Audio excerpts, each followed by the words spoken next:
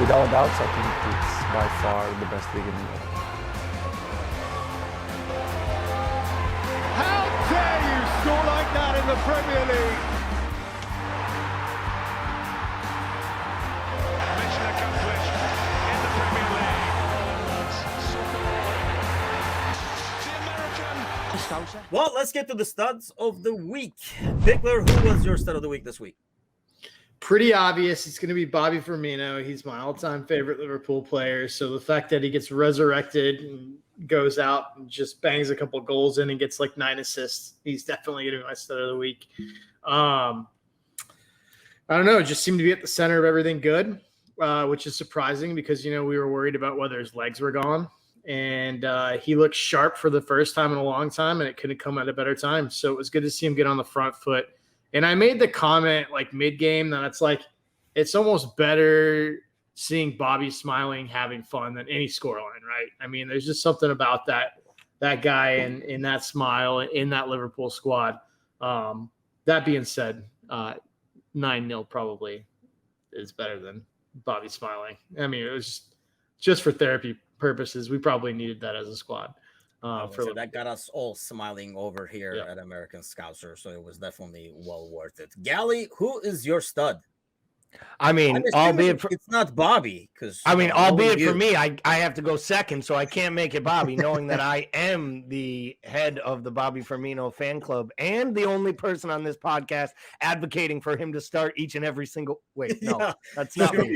Thank that's God not all me. These are in archives. People can access it and listen to these lies. But the internet's forever, Gally. We'll start deleting that shit. Oh, trust me, I know. Trust me, I know. So. My stud of the week is actually Raheem Sterling, and it kind of pains me. I won't lie. I've always kind of had to hold my nose anytime I say positive things about Sterling as a Liverpool supporter. Bothered me the way he worked his way out of town. Bothered me the way he described the club and its supporters after the fact. But he put his money where his mouth is. He wanted a move. He angled for that move, and he got himself to the move to Chelsea, where he could play a bigger role. And if there was ever a moment yesterday, I think they needed someone to step up, or on the weekend, they needed someone to step up and kind of show them who the leader of that team was. And I think Sterling in that moment, knowing they needed goals, he got them the goals. They were down 10 men. We were talking in our prep before. He should have had a couple assists. Mount looks completely disinterested.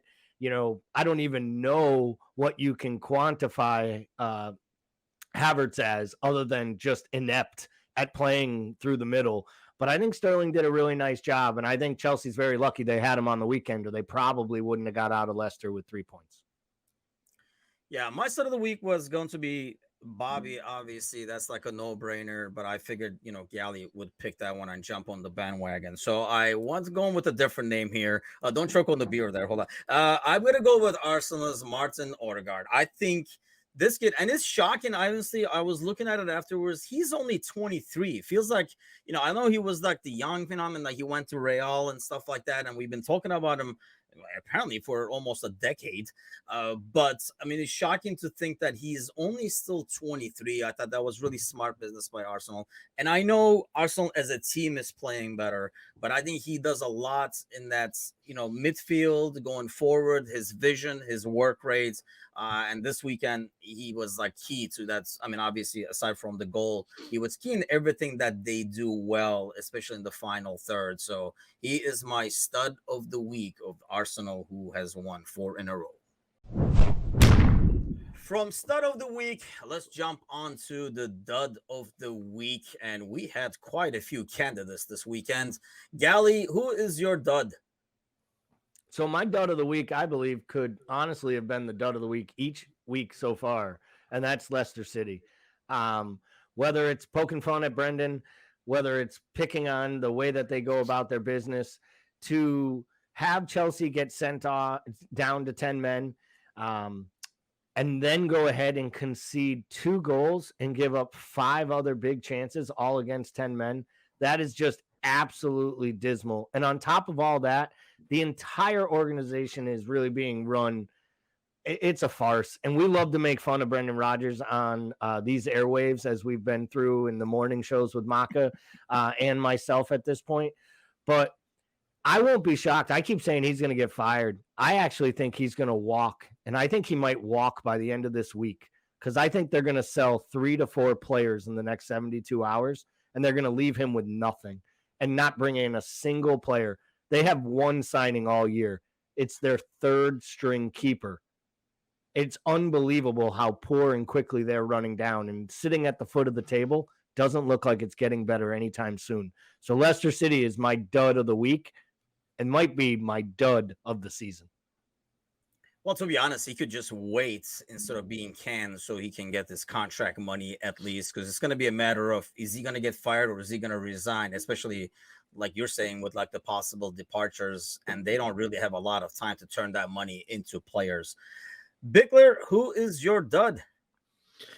So I gone back and forth on this, and I realized that, like, in my mind, I just framed this as bum of the week because I tied between Richarlison and Arteta, both for similar reasons. Richarlison for the keepy uppies in the middle of a game and then getting lumped, well-deservedly so, and Arteta for throwing a ball off the pitch and time-wasting versus Fulham. I think both of those are pretty bummy moves, and I was hoping somebody could have lumped Arteta like they got Richarlison, but I was disappointed that that did not happen. Who knows? Maybe Conte and Tuchel will take care of it. He tries that against Conte. Conte lays him out, I'll guarantee. Yes. I was going to say. Fingers crossed. Knock that Lego hair off. My dud of the week is going to be Gallagher from Chelsea. Conor Gallagher, I mean, I know he's young. He's only 22. But, man, he gets that yellow card, which is a very unnecessary yellow card. And literally, you would think when somebody gets a yellow card that early in the game, in the position that he plays, and especially in the style he plays, your initial concern is, well, this is going to affect his game. He's going to have to watch his tackles now. I mean, literally 20 seconds after that first yellow card happens, he does like a similar tackle that he gets away with. And you would think at halftime, you know, maybe he'll make it to halftime and then maybe they'll make a change and stuff. But no, he does not even make it. And another like 5-10 minutes, I think, is only mustered, and he gets a blatant yellow. And honestly, on that one, I think you can kind of like split the responsibility a little bit and give it to Chelsea as well. Why would you have your guy with a yellow card play almost as the last man to stop a possible corner coming from it? Or you can give it to Cucurella, as we were talking before the podcast started, in terms of like the horrible corner kick in the first place. But either way, if it wasn't for Leicester, your dud of the week there, yeah, Gally, I don't think Chelsea would have survived that one, even with Sterling's amazing play this week. So for that reason, I'm making Gallagher my dud of the week this weekend. Our match of the week this week was City against Palace, and we did pick a good one. We did anticipate Palace giving them a hard time again, and they did. They took the lead. It almost looked like they were going to get something out of City, and it did not happen. How do you view that, Bickler, in terms of almost like a tale of two halves in some ways? What did City do to kind of like turn that tide around? I mean, they just do what they do and they grind people down. The really, really frustrating thing when you watch City is they always seem like they have one call. Like they're always one call away from getting buried, right? Like they have that one call and it could have very easily been 3-0 Palace. And I don't know that they come back from that. I don't, because I think it changes the way you play a little bit. But I mean, that's hindsight now. I think, they've just got so much quality across the board, man. They've got so much quality. And I think they're figuring out how to play with Holland. I know there's this whole, like, I'm seeing threads today, like there's a summit meeting with Premier League managers who are meeting on discussing how to defend Holland. Like, that's ridiculous. No, this is for real. The internet's a real thing. And that was on there. And like, I think it's ridiculous because his only real chance came 60 minutes into the game and he buried it, right? And then he proceeds to get 2 more chances, and he does what great strikers do. And he puts them, and he's a talent, right? I think the most impressive thing was that third goal where he just essentially holds off Ward and puts it away. That is really, really tough to do, just to keep your composure and to have the strength to do that on a full sprint. So he is a special player. I don't know. I mean, I think Bernardo's just as good. I think De Bruyne's just as good. I think Cancelo's just as good. I think, top to bottom, they're just a really, really tough squad. I do still think that they're vulnerable defensively. We talked about that. We talked about their center backs, and I think that continued to play out throughout the course of this match. I just think that they're a team that once they get a grip on the game, they're a steam train running downhill, and it can be tough. And I think that's what they did. I think they just essentially bulldozed with momentum. But yeah, it was a fun game to watch. Obviously, we're pulling the other way, so it was tough to watch. But hats off to them. Like, they took that game by the scruff of the neck when they needed to, and they pulled it across. Palace is going to give teams trouble. I mean, they're a really good team. They're greatly improved, and they've got a young core that's going to continue to get better. I think with that, one thing that I do admire about how they go about their business is the way they keep playing regardless of the score. And they know they're eventually going to wear the other side down, or they're, if they do what is demanded or expected, they're going to get their way eventually. So they keep like plugging along. The 3-0, like, it's almost like if they were down 3, the fact that I cannot definitively say they would not come back from that, I think speaks volumes by itself. Because Sure. you know what I mean? That by itself shows that how much like firepower they have and how much discipline they have, I think. Because for a lot of teams, we would not be able to say that. It would be more of a matter of, would they have enough time? I think they would have done like 3-2, 3-3 or something like that. But I think just the fact that we can say that says a lot by itself. Gally, obviously the biggest talk is going to be about Haaland. What do you make of that? I mean, when any team makes a big signing, a high dollar signing, everybody else around who's either jealous of that or wants to kind of like throw some doubts in there is going to be like, oh, the adjustment period and stuff like that. It seems like he's going to be able to use his physicality and his skills and get his goals, even while the rest of the team is learning to play with him. Yeah, there was a lot of talk in England last week in some of the papers and on some of the radio shows. Basically that Haaland's going to find more joy on the road than he is at home. And we've seen it so far in a little bit of the matches from the way that teams defend and the way that teams play him. And it kind of makes sense because teams just come to the Etihad and they just sit completely back and they really don't come out at him. So I could see that happening. I think the biggest thing with Haaland is he's the type of striker, to Paul's point, that can not really be involved in a match for 60 minutes and you give him an opportunity and he'll bury it, where some strikers are down, they're shrugging their shoulders, they're yelling at their teammates. He just keeps making the runs, keeps getting in the right spots. And obviously something got said to Phil Foden, because Phil Foden led that side in shots the first 3 weeks. And clearly Pep got him on the training ground and was like, your job is no longer to cut inside and take shots. Your job is to cross the ball to our big, huge center forward that we went out and signed. And I don't think it's that different of a message when we start talking about our Liverpool side, that some of them have been told, like, hey, your job is now to get the ball in and throw in crosses that we weren't doing before, because both teams are in a tactical flux.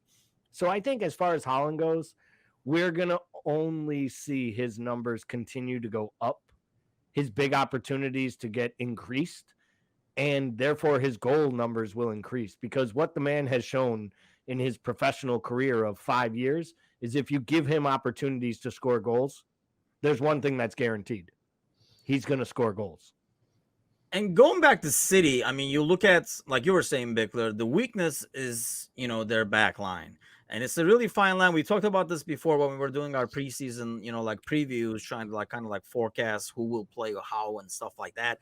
I mean, if you're a team taking on City, do you just keep going at them knowing it's going to, do you roll the dice? Because we saw this week Bournemouth trying to pull that off. And obviously not every team can do it if you have the personnel. And how many teams do really have that personnel to be able to press and go at City without sacrificing too much in the back? Yeah, I think if you're going to do that, I think if you're going to open up for City, you have to have two things. Well, yeah, you have to have two things. I think you have to have pace on the wings, and I think you need a deep lying midfielder that has some wheels. Like, you can't sit in there. You can't sit in there with a big, slow, traditional anchor and play that way, because they're just going to open you up and torch you on the counter. And that's the same reasons you need pace out wide. You need pace out wide to beat them, but you also need pace out wide to get back and to pinch in and help out in terms of pinching that width in and snuffing it out. Otherwise, they just create lanes. And, like, to their credit, we talked about how we suspected that Haaland was really their plan B, right? They kind of settled for Haaland when they couldn't get Harry Kane.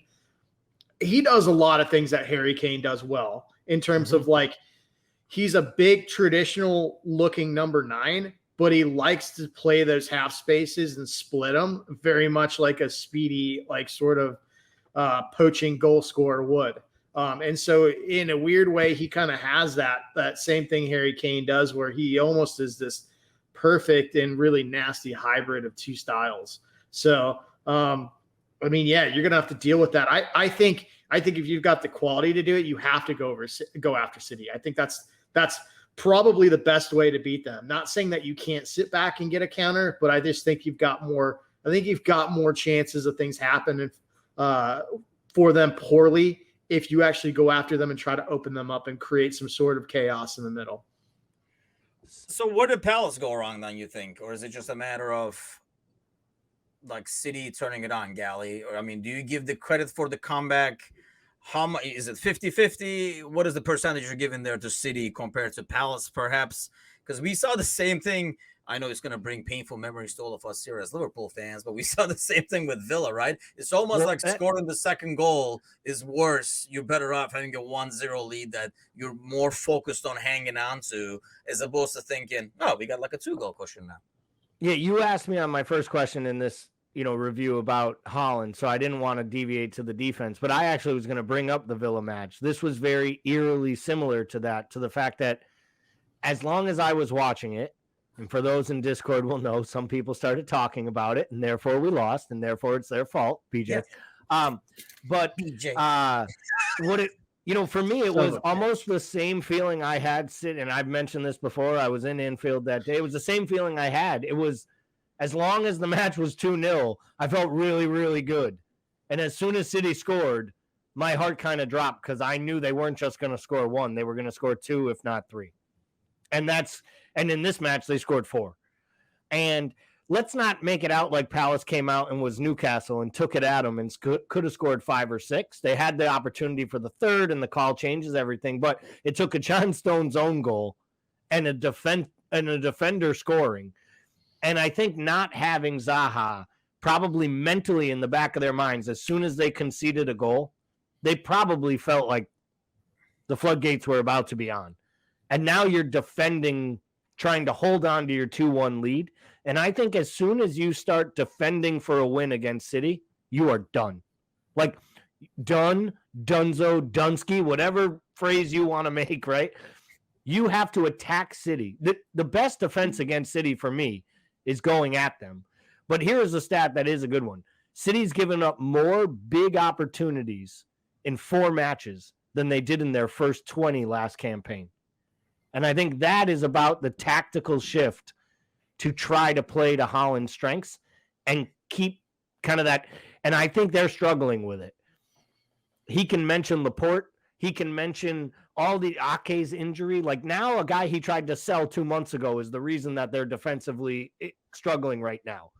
And the truth of the matter is they're defensively struggling because they put so much pressure on the 4 defenders, because they send everybody forward to attack. And they ask those 2 fullbacks to come inside. And I think there's a shift right now, and Pep's got some figuring out to do. Because if they do that against Liverpool, Arsenal, Spurs, those level teams are going to score more goals than Palace, Newcastle, and Bournemouth and the other sides they've played so far this season. So let's talk about Palace a little bit. You mentioned Zaha there, Gally. Bickler, what does this game teach us? We've talked about Zaha before in terms of being one of those guys that's you love to have, but then sometimes becomes too much of the focus. And obviously he's in a lot of it's Zaha. So every offseason, any transfer markets, he's always been mentioned in any transfer window. What do you make of that? Are they a better team when he's not around because they play as a team? Or like if they had Zaha this week with a 2-0 lead, it obviously would scare and probably create a lot more for them. And they could have gotten that third goal maybe against City. Yeah, I don't know. I hate this game because it's like, do they score 2 goals if he's in? Right. Do you know what I mean? Or are they trying to force the ball to him? Is there a freedom when he's not in there and he's not a focal point and I don't have to worry about him screaming his head off about not getting the ball? Like, you know what I mean? There might be. Like, I especially think with the young sort of, I don't know how you pronounce it. Is Eze or Eze? Eze and Oli. Eze. That kid, like, I mean, he's going to be a stud for them. And like, I mean, a guy like that, you don't necessarily want him to play with the weight of having to distribute to one person on his mind. It changes the way you play. And like that a kid like that with that talent deserves to have the freedom to use his creativity to distribute and his pace to get forward, and the confidence to have a go when he's got the ball at his feet. And I think all that sort of goes away sometimes with Zaha. We say that, and then we've seen Zaha basically carry that team, right, and score game-winning goals this year already, 4 weeks in. So it's a really tough situation. I'm glad I'm not managing it, just because I think it's a tough call. I mean, that's a really tough call because I do think he provides some leadership as well. I know we talk about the negative stuff with him, but I do think there is some positive leadership too. I think the players on that team look up to him. Yeah, that's the tricky part. I mean, going back to what you were talking about earlier, Gally, in terms of having a guy like that who can be clinical and take those chances created and finish. I mean, he's done it against us in Liverpool. I mean, we've seen him, like Bickler is saying, already got to get him some points. So where do you see that going? I mean, do you think Zaha stays there? This is just another transfer window with some rumors for him? Or is it one of those where it's all talk again and he just sticks around? Well, I mean, ultimately, there are a lot of people that believe he didn't play this weekend because the talks with Chelsea got so high that it was a $70 to $80 million bid, and Palace was afraid he might get hurt because they want to cash in. If it's true that Chelsea is interested in Wilf Zaha is going to move. I mean, he's one of these guys, he feels like he's the big fish, right? And he's always been good as the big fish. He was good at Cardiff on loan. He was good in his loan spells at Palace when he helped win them, promotion even after the failed move to United. He has to right that United mistake, in my opinion. Like, for his career, I think he wants to go to a big club, play in the Champions League. The idea that he tried to angle a move to Everton and he couldn't make it happen and then got so angry. There was talk that Roma tried to sign him last season and Palace wouldn't even listen because Vieira was like, no, I need him. Well, to Paul's point, I think they've built a really, really talented squad. And there's talk that Gallagher might still find his way there on loan by the end of this window because Chelsea's starting to question whether he is in their long-term plans of their midfield, because that's classic Chelsea, right? You have a bonehead move for 10 minutes, and then they're like, yeah, we're good with you. You can go on. You can move on again. I really believe they have the pieces there to build something new. And I think Vieira wants to build something for 2 to 4 years down the road that allows them to, like, compete at the Brighton level, compete at the West Ham level of last year, like, get into this Europa Conference, try to break the glass door of Europa League, because that would be a huge win for all the crazy supporters at Selhurst Park. And I just don't know that Zaha, as much as he offers them, doesn't still hold them back. Because I just feel like he's got that, like, puppeteer above the whole side. Like, it all goes through me. When things are good, I'm in a good mood. When I'm bad, every foul is against me and I'm flopping on the ground and screaming at refs and picking up yellow cards for petulance and then getting a second yellow for diving because he just loses his mind. And I don't know that player can ever be your best player and have you actually take the steps you need to up the ladder. You can have crazy people, right? But you have to have stability first. And when you have a crazy leader, I think it undermines all the other good that's being done. So the best thing for Wilf Zaha, in my opinion, would to stop being the superstar and just fit in being a great asset to a bigger project. And I think Chelsea offers him that, in my opinion, actually. And I think he might be the perfect signing for them, for the plain fact that it would allow Sterling to play through the middle and Zaha to play out left. And I'm not sure anyone would have more pace than Chelsea up top. And sounds like that is what he wants. I mean, obviously, if he's willing to and looking forward to going to a bigger team, he's after that. Like, he knows, he's not going to be the guy now because he's going to be part of like a bunch of stars. So he must be okay with that. Maybe he's like had his fun being the guy, and then now he wants to like kind of like be on the bigger stage and stuff. It's going to be interesting. We got a few days left here in the transfer market. See if he moves along with all these other rumors. One thing I know is next Monday's episode will be done with the craziness that is the transfer window. But that was it for us this week for the match of the week. So let's get to the shocker of the week. Not a lot of them. Perhaps in some ways, the games, the way it's unfolded was shocking in certain games. But Gally, what was your shocker of the week? I'd probably say my shocker of the week is how poor Brentford looked at home against a weakened Everton side. I know they had a lot of opportunities, and Pickford did his normal, 4 or 5 saves that Pickford has, which he makes look like highlight reel saves by diving with his short arms and flopping around. But the fact that they weren't able to really put their foot on the back of a struggling Everton side that doesn't have a recognized striker, that can't really play possession-based football, and struggled with their defensive stability at the back. And if there's one thing Brentford has shown, especially in that, absolute demolishing of United, was at home, their supporters, they can kind of put their will and kind of stamp on a game, on a match. So for me, I think the shocking result is Brentford not being able to come away with 3 points at home against such a weak side that is so poorly put together as Everton is right now. Yeah, that's fair, especially after what they did to United, you would think. But, how about you there, Bickler? Yeah, so mine was going to be that Everton got a point because, we talked about how they're going to go on this run. I'll head in a different direction. I will say I will go with surprise that week 4, the Aston Villa West Ham fixture was just an absolute mess of a fixture to watch. It was so bad. Like, both these teams look so toothless, and both these teams had such high expectations and have looked so good going forward at times. It literally, like, neither team deserved to win this. Like, I think a point for a draw would have been unfair. Like, I literally think both these teams should have walked away with nothing. Like, it was that bad. And I think you got a West Ham team that's down to one legit center back at this point who's injured. Their other fullback just went down injured in this match. Like, so they're so deficient and just completely, like, crushed on the back end of this thing. I thought Villa would put something together.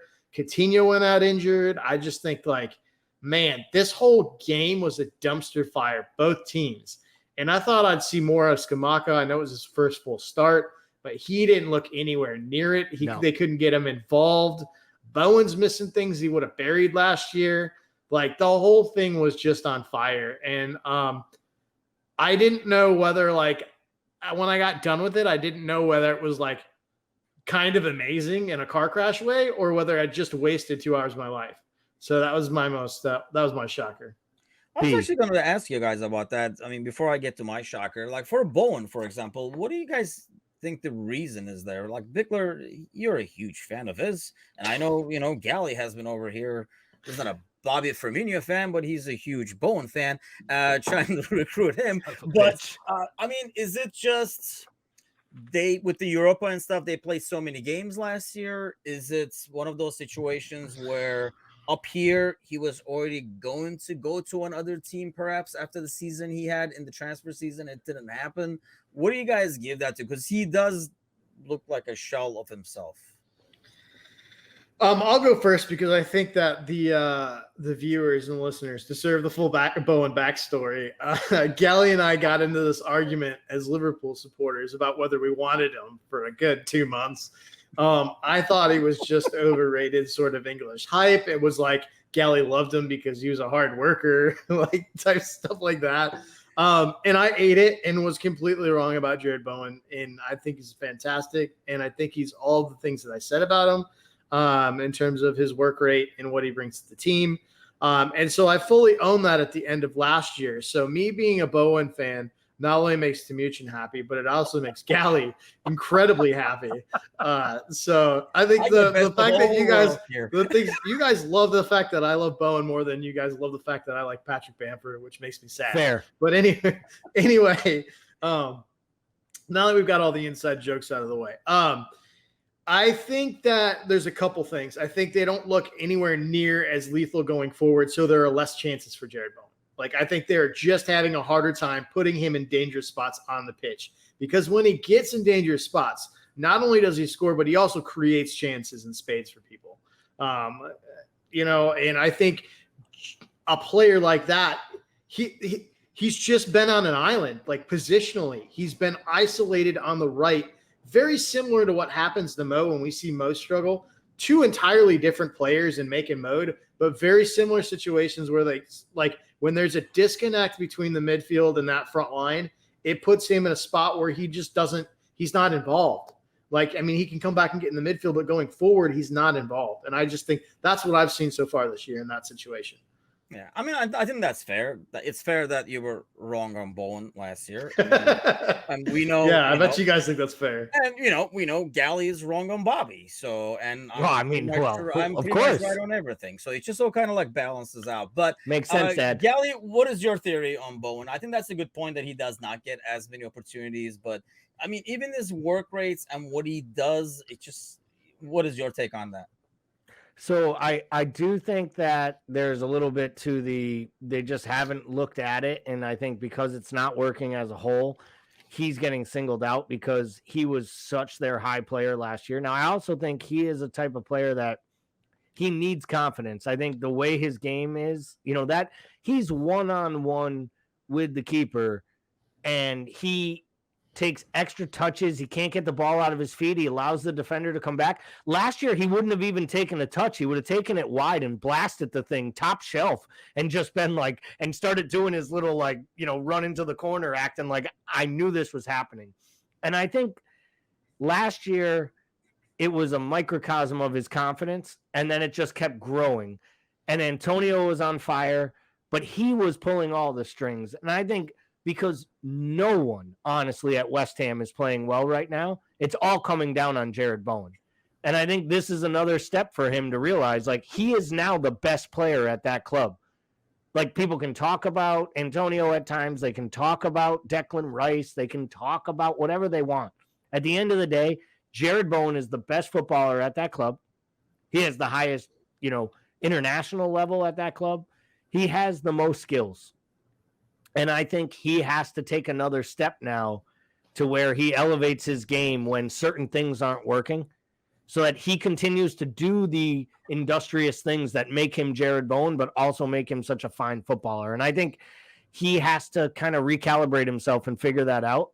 But I think there is a little bit to your point, Timucin. I think he thought he'd be playing at a bigger club by now. And it didn't happen this summer. And I think he recognized that as soon as West Ham decided that Declan Rice was worth $125 million. Because if Declan Rice is worth $125 million, Jared Bowen's worth $150. And he probably said to himself, I'm not going anywhere yet. I got a long-term deal here. And I think then you have the changes. Now, I'll say this. I think Lucas Paqueta is going to be a very good player for them, playing through their midfield and improving things. If Moyes is stupid enough to not start Saad Benrahma again after he came in and changed that entire match once he got introduced into the match, I think Moyes has to come back to what his best 11 is. And I've been screaming to give, the big tall Italian a start, and he was dreadful, absolutely awful. And then Antonio didn't look that much better when he came in. So maybe it's going to come down to Moyes really has to tweak the formations, maybe play Cornet on one side, even play Bowen through the middle and see if that changes things up. I think they're going to have to work within themselves, but that was a huge 3 points for them to get because it kind of moves them a little bit off the bottom of that table, and hopefully they can start improving their results to come with it. Yeah, I wonder Moyes is having his usual struggles with having more than 11 good players that he can make a lineup with. Because, I mean, we saw the same struggle, obviously, when it was in United. But, you know, last year you kind of knew the team, and it was the same team trotting from one field to another. And he didn't play a lot more with that starting lineup. This year, I've seen players come off the bench, make an impact, but then still stay on the bench. And sometimes, like, they start, but now they don't bring the same impact. And it feels like he's tinkering with pieces, trying to see the best combination, but not getting there. So it's going to be interesting to see if they figure it out. It's almost like they have a lot of good talent there, but they have not found a combination to use everybody together at the same time. Talking about a combination that worked like a charm, that's my shocker of the week, is how dreadful and clueless Bournemouth was. I know Galley's a huge fan of Parker, where he gave his like hate talk, and we were talking about the preseason about Bournemouth. But I mean, the whole strategy of, I don't know if they thought Liverpool was there for the taking due to their poor form, but you knew coming to Anfield it was going to be a tough going, and to still continue to press. I mean, we were talking on the pre-match show about how I kind of expected them to sit back, even if it was like 1-0. And not come back to, open up against Liverpool. I mean, boy, was I wrong. They just came out all open saying like, let's see how this game goes. Let's see if we can keep up with. And they have, we talked about earlier in the show about going against City and having the squad and the weapons to be able to cope with that. Bournemouth clearly does not. So for them to come out like that, I mean, let's face it, it could have been a lot worse than 9. If Liverpool really wanted to. And I think Liverpool wanted to prove a point in some ways. And I think as the game kept going, you can really see the guys almost like, damn it, this is it. And they just kept going at it. Whereas I think if that game happens mid-year last year, we probably stop at 4 or 5.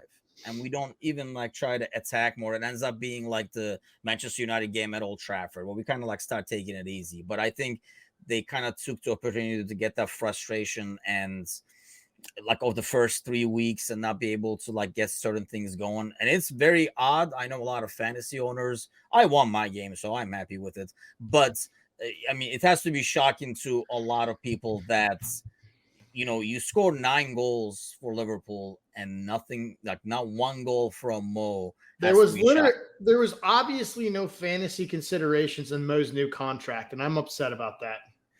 I would normally be upset, but I would even be more upset if I was in your situation of your fantasy team. But that's a topic for another day. That is not a shocker of the week. That's a lot of confidence this early in the year coming from you. One thing before we go, I want to kind of like talk to you guys and get your guys' take on this whole Richarlison thing. Him kind of like showboating, juggling, and then obviously getting clobbered. Bickler was talking about it when he was talking about the dud of the week. He got partial credit over there as a dud. What do you make of that, Galley? I mean, the tackle is natural because anybody who does something like that as a defender, as an ex-defender, I'm just taking him out. I don't care if it's a yellow or a red. It's kind of like one of even those if it's things Neymar. Neymar, I am getting a red. I'm probably like also like stabbing him or something while I'm tackling. Neymar, there's a bat involved. That's getting ugly and bloody, I can tell you that. But Gally, what do you make of it? You're a bit calmer than me. Well, so first off, albeit for me to be anyone at my size that ever like deliberately got under opponent's skins, because, well, I spent every minute of my waking life trying to get under people's skins. If you guys haven't figured that out on all of these recording shows and podcasts that I do, Bournemouth fans, pay attention. The act he did is stupid, downright dumb. Do I expect anything less from Richarlison? No. And honestly, when he gets absolutely cleared out and then Nico falls on him and literally throws his ass on his head on purpose as he falls down on him. Richarlison doesn't get up and start a fight. Richarlison doesn't push anyone. He really doesn't defend his actions. He acts like, I knew what was coming, people. I started doing keepy ups on the pitch. So for me, if you are going to be brazen, if you are going to be an ass, if you are going to try to get under people's skin, you know what you got to do? Make the fuck sure you get under their skin. And he did. And honestly, my bet is Conte gave him a little cuddle on the sidelines and was like, hey, against Arsenal, we don't do that because that could lead Eric Dyer into throwing an elbow through someone's face and getting a red card. But you know what? Everybody needs a bad guy, and you're ours. Thanks. And I honestly believe his Tottenham teammates, and this goes back to Paul's point about Richarlison from day one. If he is on your team, in your fight, your guy, you love him. And I know this for a fact because I had Spurs fans, supporters, buddies of mine texting me going, I know how much you hate this guy, but I kind of like him more now. And it wasn't because of what he did. It's because Spurs have gone a long time since they had a player other people in the league wanted to hate. Yep. Son, everybody loves him. Harry Kane's everybody's buddy until you try to figure out what the hell he's saying without the words at the bottom of the screen.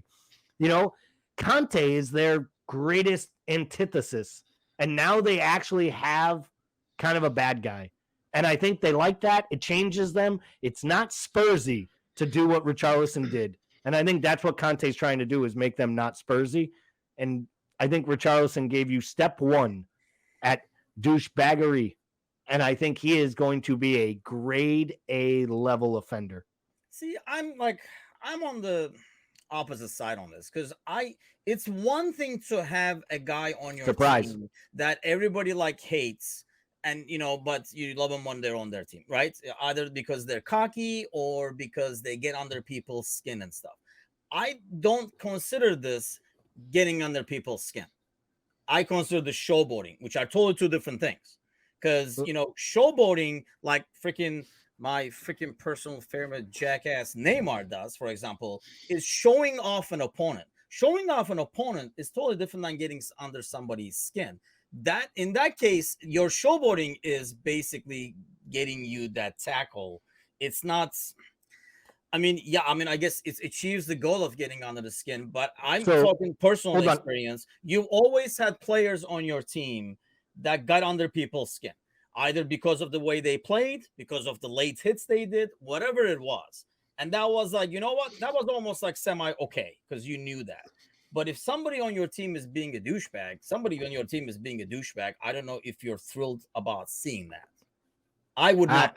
I'll go here. I know I read and saw multiple players across the league talk about Bobby Firmino's look-away goals, his no-look goals, as being absolutely offensive in the spots they did them. I never heard one person. I was going to say, but I've never heard one of us Liverpool fans be like, we don't love that shit because we think it's fun and funny.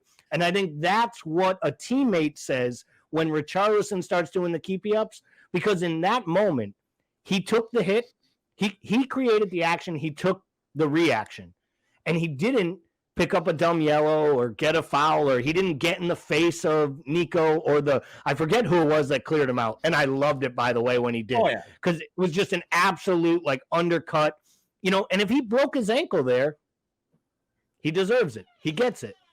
But the truth of the matter, in this spot, I think the Spurs supporters and the Spurs players had absolutely no problem. And you know how I know that happened? Because Harry Kane was over hugging him and smiling and cuddling on the side of the pitch as soon as it happened. And he's the leader of that side. Well, and I think they like him. Harry couldn't hit shits until Richarlison basically bounced it off of his big head to get a goal. That's probably goes in there like a bobblehead.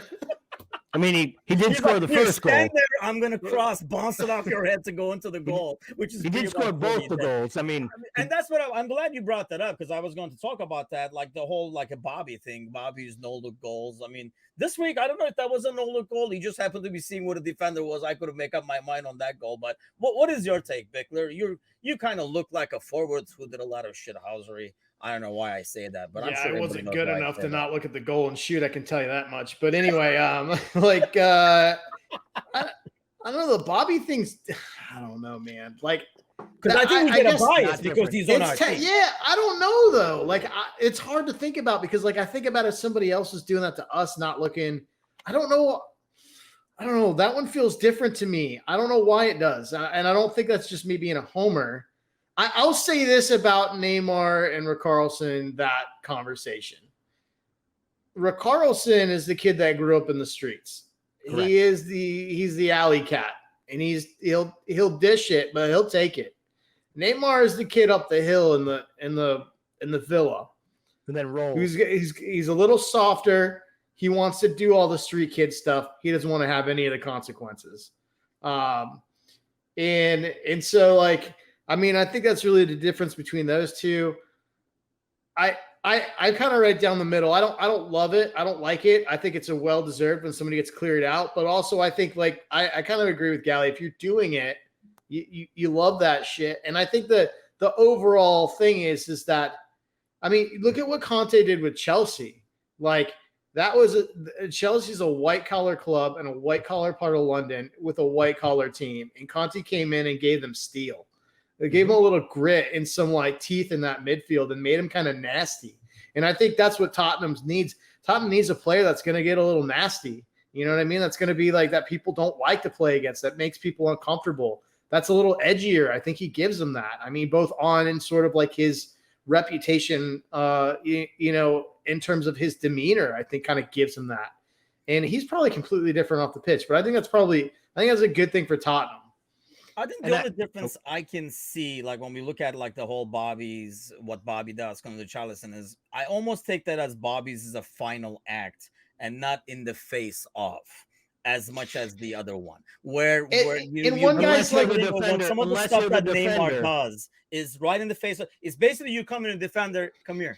See this shit? But unless you're the goalie who is being shown up by the guy who's scoring without looking at the goal. It's over. I mean, the goal is in. It's over. You know what I mean? No, it's only in if it goes in. It's only in if it goes in. And if he misses, it's an embarrassment and it's arrogance and it's everything that we're calling this. So Bobby finishes those.